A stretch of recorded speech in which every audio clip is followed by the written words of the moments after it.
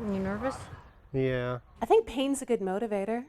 Okay, ready? I'm anxious, and it's not even happening to me. This class is for people going for hip or knee replacement surgery. I think I should write on my leg, like, measure twice, cut once. We're going to remove the damaged end of the shin bone, replace it with a platform that looks like that. He's been disappointed that he can't do a lot of things that he used to do. He's probably been down, but doesn't really express that. Why is this guy having an operation? I know. Was he kayaking to the hospital? Yeah. I picked the clip art and I liked him. He's a very happy person. He gets up whistling and goes to bed whistling, so he's not a complainer. So you never really know how much pain he's in. But in the last year, I've seen it really affecting him, and it's taken a lot of energy out of him. It's debilitating in very small increments, and you don't really realize how debilitating it is until you look back and think, oh, I haven't done that for a number of years, or I haven't done that for a number of years, and you realize that it's because of this gradual increase in pain that you start avoiding things. This is a quality of life improving surgery. I'm really looking forward to seeing what it's like to realize how much pain I have been carrying around and get rid of it. Do you guys know how many days you'll be in the hospital for? Three, exactly. 3 is a pretty short length of time. Could you just talk about how the hardware is actually going to be attached? Sure.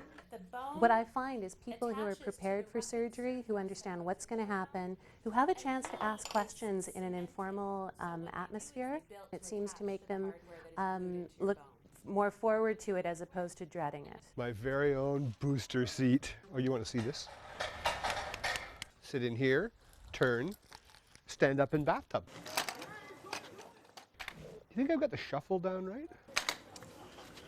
My roller skating days may be behind me. This all comes from the Red Cross. It's a service they give you. It would cost hundreds of dollars to rent this stuff for 3 months. You can borrow all from the Red Cross. This time tomorrow, it'll be done. Yeah. I think that I just got sort of sick and tired of being sick and tired. And so I think Nancy will probably tell you, but I think I have been more short-tempered and getting less fun out of life than normal.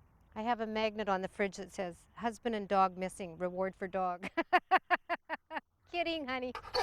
Got a sore leg? Yeah, join the club. He's a very independent person, so I think it might be a bit challenging for him, more emotional than physical and pain-wise. I wonder if I get jello. I guess we'll just see whether or not, I'm typical and that I have the same results that everybody else raves about. We'll see.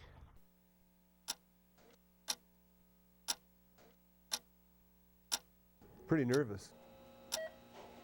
Didn't sleep much, that's for sure. Take a couple of deep breaths.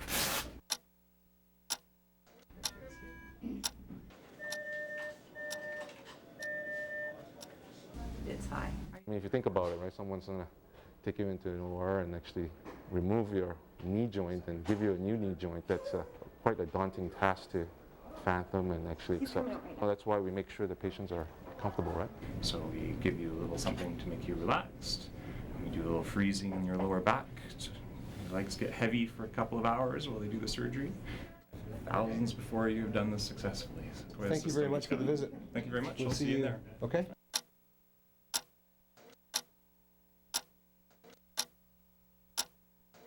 Now when you go into the OR,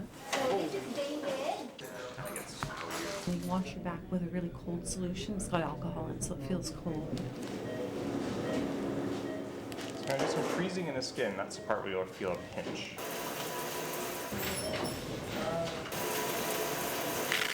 Now I'm going to start to give you some medication through the intravenous that will make you even more sleepy. Got it. All right. We've got all the different sizes because we've got every patient's different size. This is David Kincaid, and we're doing a right knee total replacement. Dave, can you feel this? Can you feel that? Good. Okay, happy? You got good tissue, Dave. We're just exposing your knee and just having a good look at it. We're well on our way, Dave. We use cutting blocks to help guide our cuts So we'll make precise cuts on the femur to recreate the alignment. So she's mixing the cement there. The cement contains antibiotics. It's like grout. We basically got the bone cuts all exposed and it's ready to receive the implant. How are you doing, Mr. Kincaid? Good. It's going really, really well, okay? Okay, implant please. We're just waiting for the cement to harden and then we're going to put in the liner. There you go. New knee. Certainly no sentimental attachment. You know, I'm not feeling sort of, oh dear, sorry to see those go. It's like good riddance to bad rubbish. I hope the new one works better than the old one. A new knee joint. She's got full extension, full flexion, and stable knee. So that's all we want, really. It's to be functional for him, and he should be very happy with that. My deep understanding of this is that this little button is my new best friend. The first 2 days, it's sore. Yeah. I won't kid you. Every time I hit this button, every 6 minutes I can hit this button and get a dose of some fairly high-powered, potent narcotic to deal with the pain. I'm getting repetitive stress disorder in my thumb. Dave's, I think, a pretty stoic guy. You know, I met him a few months ago, and obviously he had severe arthritis, but I don't think he complains a lot about pain. When we took the x-rays, the diagnosis was clear that he had severe arthritis of his knee. You did need to have the operation. One of the 3 compartments was like bone on bone. This is a big undertaking. It's not a small, minor operation. The process actually begins way before a patient ever even steps foot in the operating room. It involves a lot of people, a lot of coordination of resources. But I think the government, our hospital system recognizes the importance of such a program. The fast track of patients through our current hip and knee initiative really has everyone being a stakeholder, including the patient, obviously. I remember getting wheeled in. Yeah. We are seeing younger patients with more advanced arthritis. The baby boomer generation is happening now. And we're seeing that a lot. I mean, there are definitely more patients needing attention to their joints, not just joint replacement, but other joint preservation type techniques. And that's only because they want to remain more active at an older age. Now it's done, and I just think that it's going to be, well, like, you know, the beginning of something great. Get your life back. Good. Did you get some sleep last night? Yeah. For me, it's also a relief. I don't think you really realize how anxious you are anticipating something like this. When I walked in, I saw this relief on David's face the first time I saw him, but I also think that I'm extremely relieved too. Okay, now we're going to get into bending your knee. Okay, and then come on down. I think it's absolutely amazing that he could even bend that knee 24 hours later. Okay, get your weight on your left leg then, Dave. Left hand, push yourself up, stand up. They've got him standing up and walking. It's just unbelievable. Walker, right and left. It's just remarkable what the technology has done in the last few years. Walker, right and left. Okay, well done. That was good. Congratulations. Those two-wheel walkers are the way to go. You know, the four-wheel walkers, now, those can be deadly in the hands of an amateur, but I went with the two-wheel walker and I felt good about it. Got a lot of support there.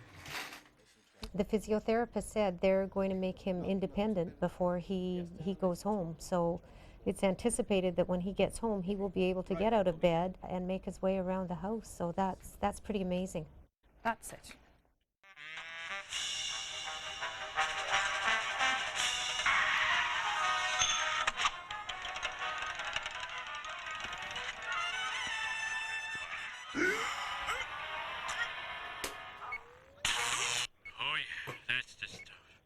Day 3 of my time in the hospital. Passed a very pleasant evening. Watched a couple of episodes of The Simpsons. Bed goes up, bed goes up, bed goes down, bed Bed goes up, bed goes down. bed goes down. Call 1-600 Doctor. The P is for bargain. I have no idea what the actual cost of the system is, and I think you should, because I don't like the idea of the impression that it's free. It's clearly not free. All this isn't free, and all these people are looking after me aren't free. $129.95. Let's Google it.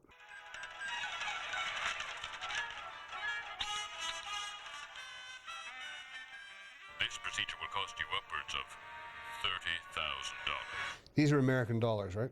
I'd say 40,000 bucks. Now, so we're going to try and go up the stairs, right? And we're going to go to the top and then just turn around and come down.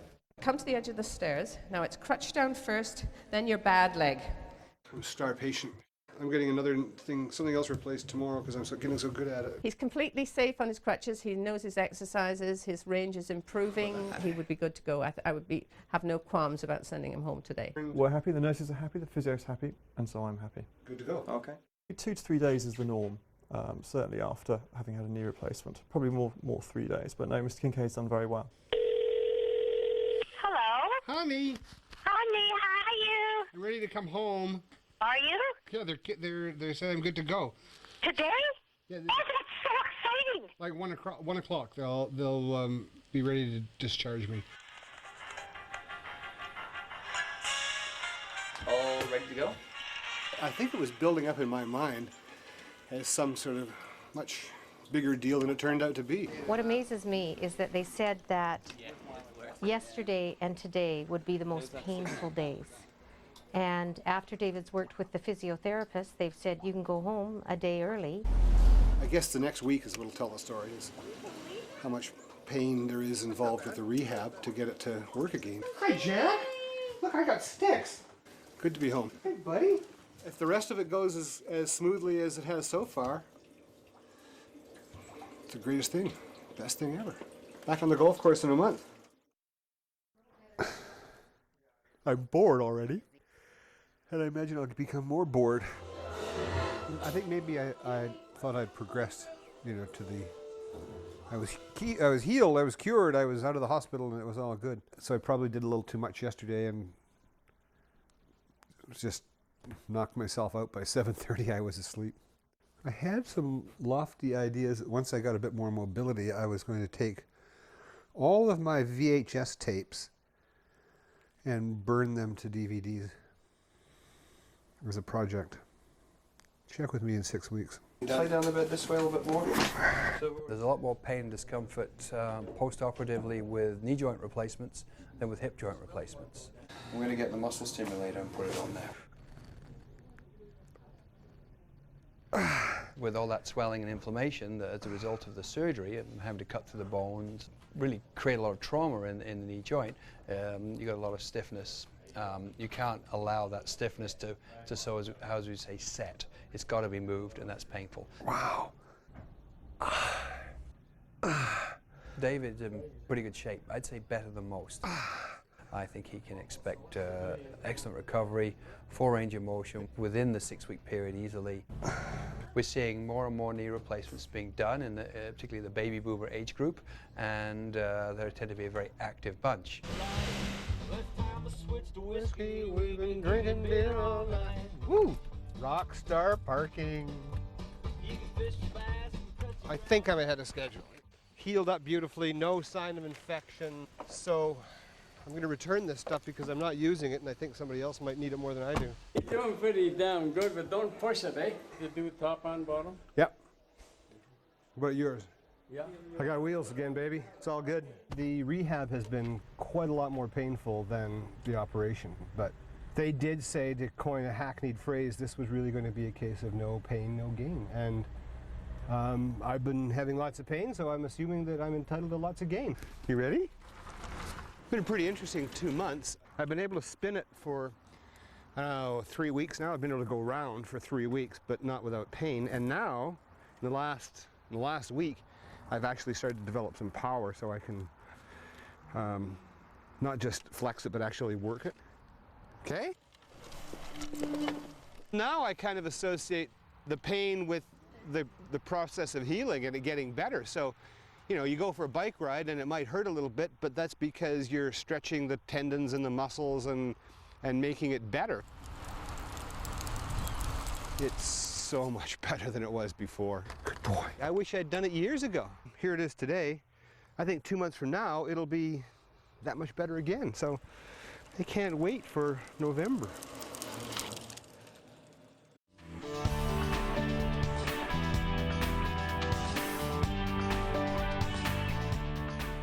Over 8,700 people went out of their way to put their name on the list. You'd have to be an expert with a highly trained eye to detect that this was genuine. If they don't like either of those choices, there's the Sunrise on this end of the block, and over here, the Brandees. Blah, blah, blah, blah.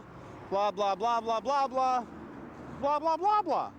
No news, just promos. Tune in next hour for more promotional material. You see him? Yeah, what a little beauty. That's not a peacock. That's a duck. Your thoughts? They're you. I don't think anybody will want to buy these now. David Kincaid joins us live from Chopper 9, high above the North Shore Mountains tonight. David. On a beautiful, clear night for Flying Bill, and the twinkling lights of the North Shore Mountains are beckoning to lower mainland skiers. But if you really want to beat the heat, you have to get high. No, that's not what I'm talking about. I'm talking high as in altitude. And that's where good old Chopper 9 comes in. We go vertical, then inverted, then a low-level, high-speed pass over the airport. Look what I've got. Unused. Or you could take more extreme precautions that would help you avoid spreading or contracting the virus. But ironically, I found people much less receptive, far less likely to engage in a simple handshake. An Oreo cookie dipped in batter and then deep fried in boiling oil. Mmm. Oh, a symphony of deep fried flavors. Next stop, a visit to the angioplasty exhibit. Switzerland House also houses one of their national broadcast studios. Und aus Vancouver selber. Welcome, David. Thank you very much, Patty. What did you say? I said you are the biggest celebrity ever in Canada. That's right. Pamela Anderson has nothing on me. You have the best pants I've seen. Best press ever.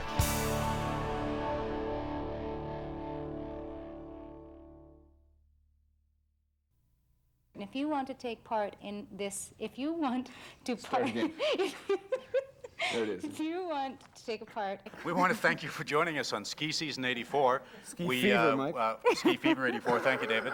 And have yourself a great season on the slopes. Oh, jeez, I gotta look at the camera. No, don't look at the camera. I mean, I know you're a professional, but No, I just we're like not used looking to at the camera. having professionals on television around UTV. No news, just promos. Tune in next hour for more promotional material. Tonight on 2330, Dave Budge fucks up the archive queue and makes Dave Moretta's life a living hell. We'll ask you in a televote, should Dave Budge be shot with a ball of his own shit?